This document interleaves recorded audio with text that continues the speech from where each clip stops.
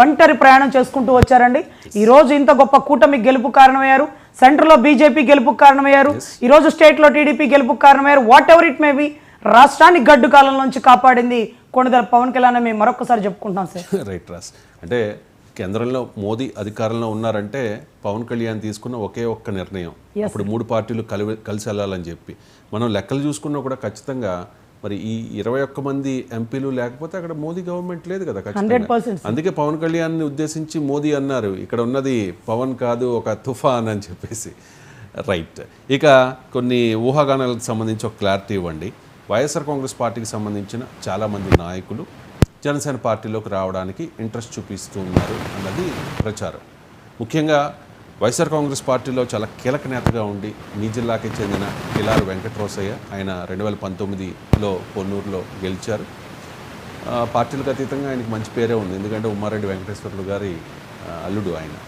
So ఆయన Guntur parliament అభ్యర్థిగా పోటీ చేశారు, ఇష్టంగానే పోటీ చేశారట, ఓడిపోతానని తెలిసి కూడా ఇంకా తప్పక.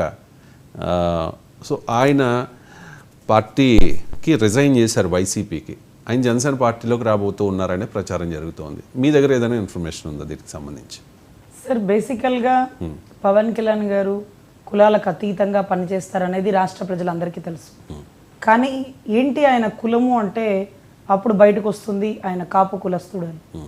కులంలో ఒక నాయకుడు ఎదుగుతున్నప్పుడు, అన్ని కులాలు పల్లకీలు మోస్తున్నప్పుడు ఒక కాపు కులంలో కీలక నేతలు తప్పించుకోవడం అనేది కరెక్ట్ కాదు. మన కులంలో ఒక బిడ్డ బయటకు వచ్చి మరో రంగాలాగా ఈరోజు రాష్ట్రాన్ని గడ్డు కాలంలోంచి కాపాడాడు, కూటమి గెలుపు కారణమయ్యాడు, man of the match, game చేంజర్గా ఉన్నోడు మనోడురా. ఈ పదాన్ని గుర్తుపెట్టుకోండి, మనోడురా అనే పదాన్ని ఖచ్చితంగా కాపు కులస్తులు అందరూ వాడతారు.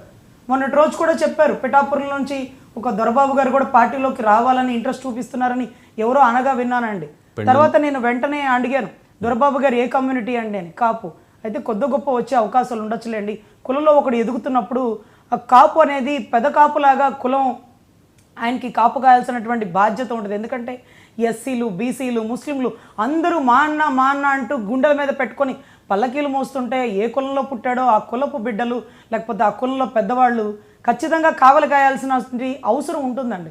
సో ఈరోజు రోసయ్య గారు రావాలనుకున్నా, లేకపోతే పెండ్యాల దొరబాబు గారు ఎవరు ఉన్నారు కదా, ఆయన పెండెం దొరబాబు ఆయన రావాలనుకున్న వచ్చే అవకాశాలు ఉంటాయేమో. మరి స్వీకరించకపోవడమా అనేది డిప్యూటీ సీఎం గారి ఆయనకి ఇష్టం. కానీ వచ్చే అవకాశాలు ఉండొచ్చు, ఎందుకంటే మనసు పీకుతుంటుంది, అరే మనోడ్రా కష్టపడి నిలబడ్డాడ్రా, ఒక స్థాయికి వెళ్ళిపోయాడ్రా, అలా వెళ్తాడని ఎవరు ఎప్పుడు ఊహించలేదు సార్. అంటే పవన్ కళ్యాణ్ గారిని కాదు, కాపోడు నిజంగా ఆ స్థాయిలో కూర్చుంటాడు. ఎందుకంటే రంగా గారు ఎప్పుడైతే 1988 డిసెంబర్ 26లో ఆయన అంతిమం అయిపోయారో, మాకు ఏదో ఒక మూల ఒక ఆశ చచ్చిపోయింది, మేము ఆ స్థాయి దాకా వెళ్ళగలుగుతామా, మా నాయకుడు ఆ స్థాయి దాకా రాగలుగుతారా, కులం అనేది ఉండగలుగుతుందా అంటే అంత గొప్ప పోరాటం సార్. ఈరోజు ఒక ఎమ్మెల్యే ఆయన కూడా మీరు అన్నారు ఇందాక ఏదో ఆయన ప్రాణరక్షణ లేదు అంటే, అప్పట్లో రంగా గారు కూడా ప్రాణరక్షణ లేదని చెప్పారు. ఆయన పెట్టారు, నన్ను చంపబోతున్నారు, ఇదిగో పలానా వాళ్ళు అంటూ ఆధారాలతో నిరూపించారు. అయినా సరే అప్పుడు ప్రభుత్వం ప్రోటోకాల్ పరిస్థితులు నెలకొనింది. తర్వాత అప్పుడు హోమ్ మినిస్టర్ కోడెల శివప్రసాద్ గారు సస్పెండ్ అయ్యారు, ఎస్పీ వ్యాస్ గారు సస్పెండ్ అయ్యారు. ఆయన మరణం తర్వాత ఆ మరణం అనేది ఒక చరిత్ర సార్. దాని తర్వాత ఒక వ్యక్తి బయటకు వచ్చాడంటే కులం మొత్తంలో ఒక్క పవన్ కళ్యాణ్ గారే సార్. సో మోరోవర్ ఎవరైనా కులస్తులు ఏ పార్టీలో ఉన్నప్పటికండి, ఇప్పటికీ బొత్స గారికి కూడా ప్రాణం పీకొచ్చు నాకు తెలిసి, కులంలో ఇంత చిన్నోడు అంత స్థాయి దాకా వెళ్ళిపోయాడు, మనం వెనకాల ఉండాలని.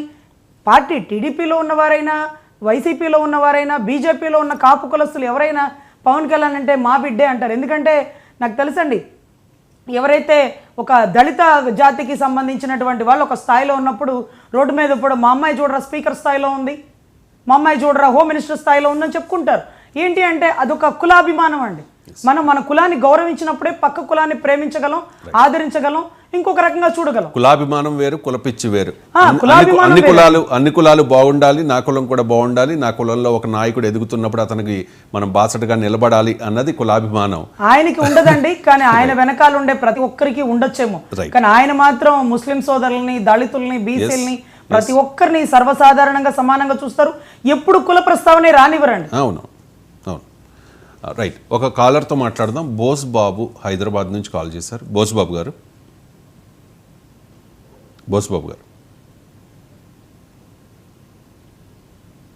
ఉన్నారా? కాలర్